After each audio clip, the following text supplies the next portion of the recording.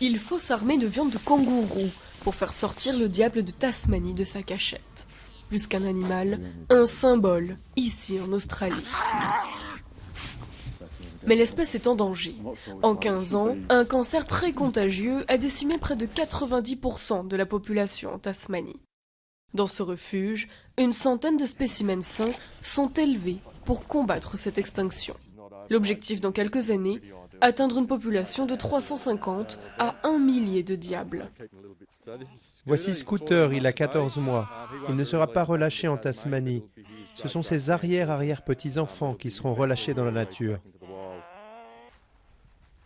Pour préserver leurs instincts, les diables sont gardés dans des enclos, proches de leur habitat naturel.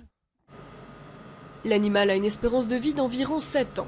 Et d'après les experts, il ne se reproduit pas toujours facilement, notamment dans des espaces trop confinés.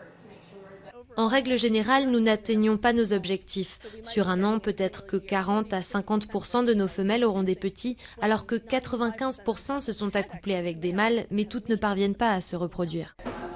Les généticiens tentent aussi de trouver un moyen de freiner leur disparition, comme ici, à l'université de Sydney.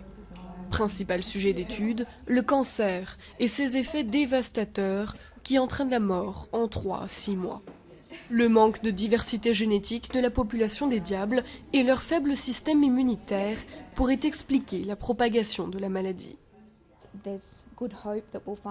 Nous avons bon espoir de trouver des animaux résistants dont on pourra répandre les gènes en Tasmanie ou peut-être en élever dans des zoos avant de les relâcher dans la nature.